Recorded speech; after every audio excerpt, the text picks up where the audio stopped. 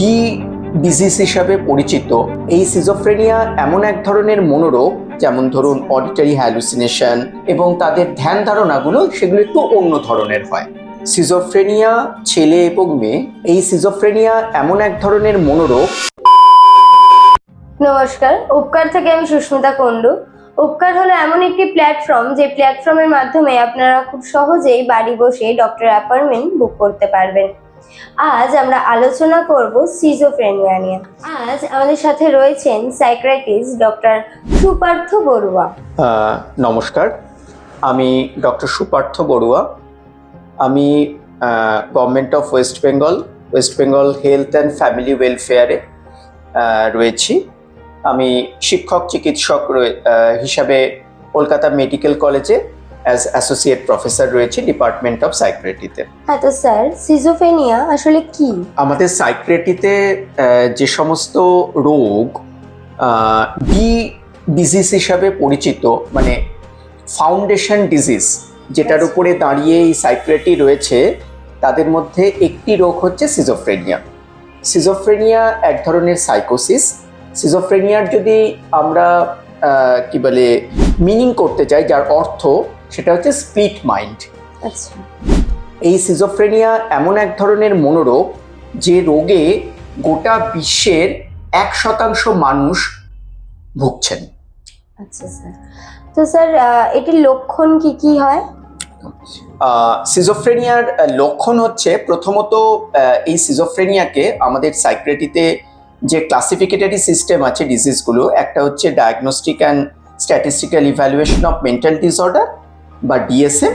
এটি সাধারণত আমেরিকান যে ক্লাসিফিকেটরি সিস্টেম সেটার উপরে। আরেকটি হচ্ছে আইসিডি, ইন্টারন্যাশনাল ক্লাসিফিকেটরি ডিজিজ। এই দুটোতেই এই সিজোফ্রেনিয়ার যে লক্ষণগুলো বলা আছে তাতে কতগুলো জিনিসকে উল্লেখ করা আছে, যেমন ধরুন অডিটরি হ্যালুসিনেশন, সাসপিশিয়াসনেস, ফিয়ারফুলনেস, বিহেভিয়ারাল ডিস্টারবেন্স, তারপরে ধরুন যাকে আমরা বলি ফর্মাল থট ডিসঅর্ডার, মানে যেরকমভাবে আমরা চিন্তা করছি, যে সমস্ত ব্যক্তি যারা সিজোফ্রেনিয়ায় আক্রান্ত তাদের চিন্তা ভাবনার এবং তাদের ধ্যান ধারণাগুলো সেগুলো একটু অন্য ধরনের হয়। তো স্যার এই সিজোফ্রেনিয়া কোন কোন বয়সী ছেলে মেয়েদের বেশি লক্ষ্য করা যায়? সিজোফ্রেনিয়া ছেলে এবং মেয়ে উভয়ের ক্ষেত্রেই হতে পারে। সাধারণভাবে দেখা গেছে যে সিজোফ্রেনিয়া এই রোগটি মেয়েদের তুলনায় ছেলেদের একটু আগে হতে পারে। যেমন ধরুন 14 থেকে 18 বছর এই যে সময়টা, এই সময়টা সাধারণভাবে এই সময়ের মধ্যেই সিজোফ্রেনিয়ার সিমটমসগুলো সাধারণভাবে দেখা যেতে পারে। তো মেয়েদের ক্ষেত্রে আরেকটু পরে এই সিজোফ্রেনিয়ার লক্ষণগুলো দেখা যায়। তবে সিজোফ্রেনিয়ার দুটো এন্টিটি আছে, একটা হচ্ছে লেট অনসেট সিজোফ্রেনিয়া। এই ক্ষেত্রে সিজোফ্রেনিয়ার যে লক্ষণগুলো সেটা সাধারণত 40 থেকে 45 বছর বয়সের পরে দেখা যায়। আরেকটি হচ্ছে ভেরি লেট অনসেট সিজোফ্রেনিয়া, সেখানে দেখা গেছে 50-এর পরে, এমনকি 60 বছর বয়সে ব্যক্তির ক্ষেত্রে, সেটা পুরুষ মহিলা উভয়তই হতে পারে, তাদের ক্ষেত্রে প্রথম সিজোফ্রেনিয়ার লক্ষণগুলো দেখা গেছে। তো স্যার এই হ্যালুসিনেশন যা যা লক্ষণ আপনি বললেন, এর মধ্যে ধরুন বেশি লক্ষণ কোনগুলো বেশি দেখতে পাওয়া যায়? মানে ধরুন কেউ একটা কিছু ভাবছে, কিরকম ভাবনা তারা ভাবতে পারে? দেখুন, সিজোফ্রেনিয়ার কতগুলো ফান্ডামেন্টাল ফিচার্স আছে, যেটা কি বলে ওপর ভিত্তি করে আমরা এই সিজোফ্রেনিয়া কোনো ব্যক্তির হয়েছে কিনা সেটা আমরা সাধারণভাবে ডায়াগনোসিস করে থাকি।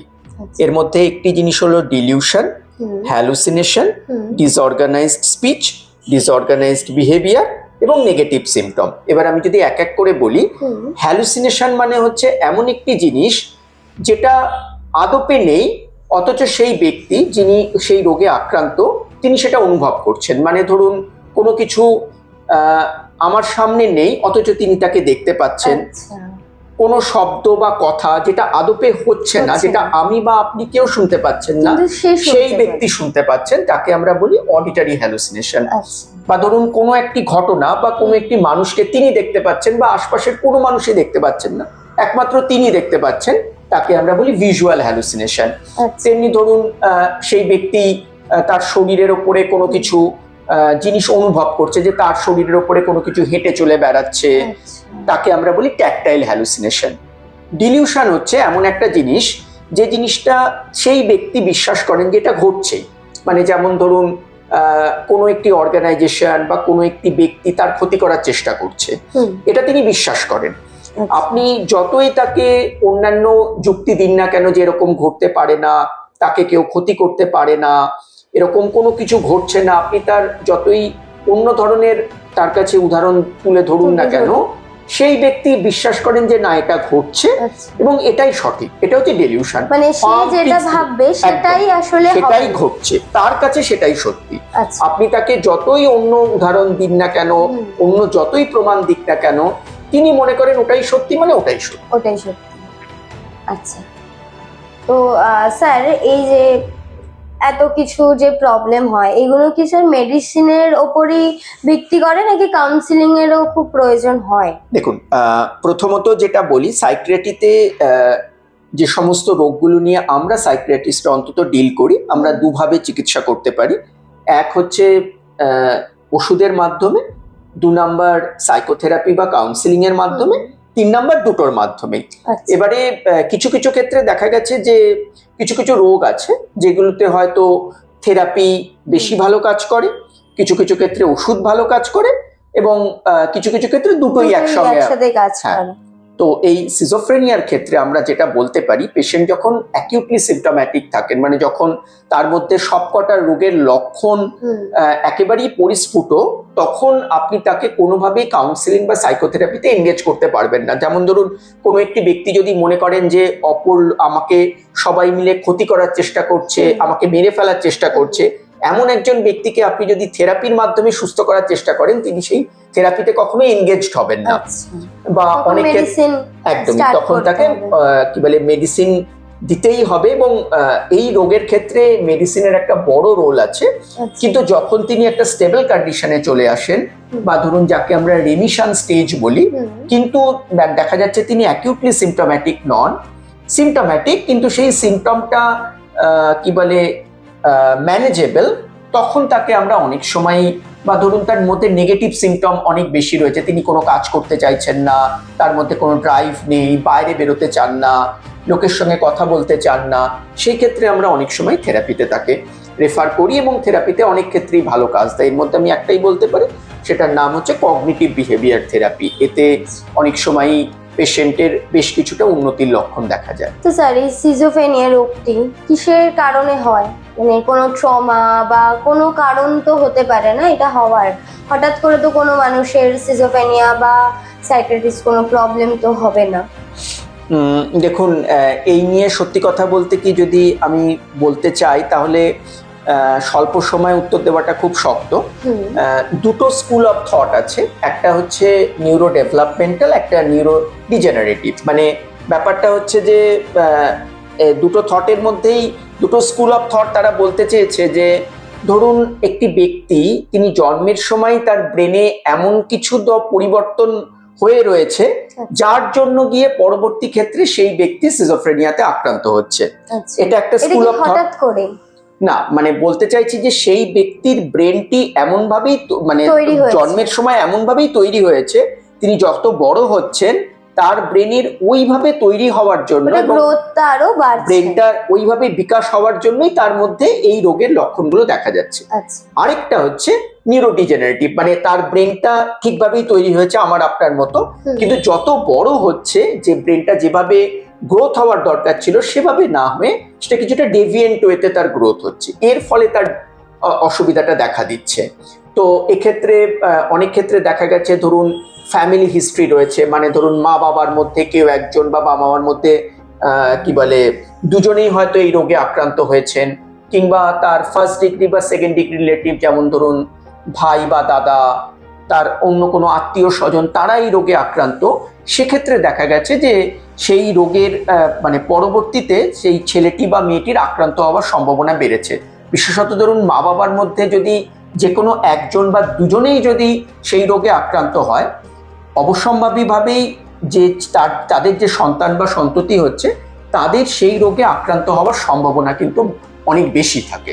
আচ্ছা, ধন্যবাদ ডক্টর সুপার্থ বড়ুয়াকে আমাদের সাথে এত গুরুত্বপূর্ণ একটি বিষয়ে আলোচনা করার জন্য, আর ধন্যবাদ আপনাদেরও আমাদের সাথে থাকার জন্য। নমস্কার। এতক্ষণ ধরে আপনাদেরকে আমরা সিজোফ্রেনিয়া নিয়ে কতগুলো প্রাথমিক তথ্য দেওয়ার আমরা চেষ্টা করেছি।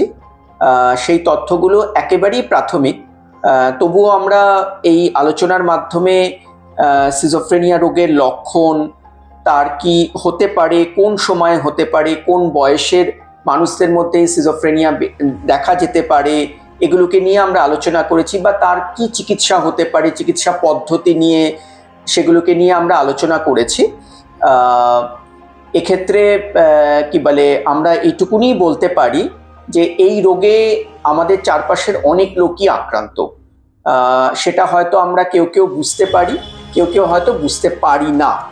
আমাদের এই ভিডিওটি যখন এয়ার্ড হবে তখন আপনারা যদি দেখেন যে এইরকম রোগে আপনাদের পরিবারের কারো আক্রান্ত হয়েছেন, কিংবা আপনার পরিচিত কেউ আক্রান্ত হয়েছেন, তাহলে অবশ্যই আপনারা মনোরোগ বিশেষজ্ঞদের সাহায্য নিন। এই রোগের চিকিৎসা আছে, এই রোগের চিকিৎসা করলে সেই ব্যক্তিটি উন্নতি করবেন, এটা অবশ্যম্ভাবী। কিন্তু আপনারা যদি এই রোগের চিকিৎসা না করেন, অথবা মনোরোগ বিশেষজ্ঞদের কাছে নিয়ে যেতে আপনাদের মনে যদি কোনো দ্বিধা থাকে, তাহলে কিন্তু এই রোগটা ধীরে ধীরে বাড়তে থাকে, এবং আলটিমেটলি সেই ব্যক্তিটি এবং তার আশপাশে যারা রয়েছেন, তার আত্মীয় স্বজন বলুন, তার বাবা মা বলুন, তার সঙ্গে যারা রয়েছেন, তাদের জীবন দুর্বিষহ হয়ে ওঠে। সেই ব্যক্তিটির জীবন তো দুর্বিষহ হয়ে ওঠে, তার সঙ্গে যারা প্রতিদিন ডিল করছেন, প্রতিদিন তার সঙ্গে রয়েছেন, তাদের জীবনও দুর্বিষহ হয়ে ওঠেন। সুতরাং এগিয়ে আসুন, চিকিৎসা করুন, এবং কি বলে, চিকিৎসা করতে অন্যকে উৎসাহিত করুন। আপনাদেরকে আমরা কি বলে আরেকটি জিনিস জানাতে পারি, যে আমি যে সমস্ত জায়গাতে কি বলে প্রাইভেট চেম্বার করি, সেটি হচ্ছে চিড়িয়ামোড়ে SOS-এ, খড়দাতে রাধাকৃষ্ণ মেডিকেল হলে, নিমতাতে নিমতা ডায়াগনস্টিক সেন্টার, এই সমস্ত জায়গাতে আপনারা এই উপকার অ্যাপের মাধ্যমে আমার অ্যাপয়েন্টমেন্ট বুক করতে পারেন। এবং এই উপকার অ্যাপটি আপনারা গুগল প্লে স্টোর থেকে সহজেই আপনাদের মোবাইলে ডাউনলোড করে সেখানে রেজিস্ট্রেশন করে আমাদের অ্যাপয়েন্টমেন্টগুলো আপনারা নিতে পারেন। অসংখ্য ধন্যবাদ।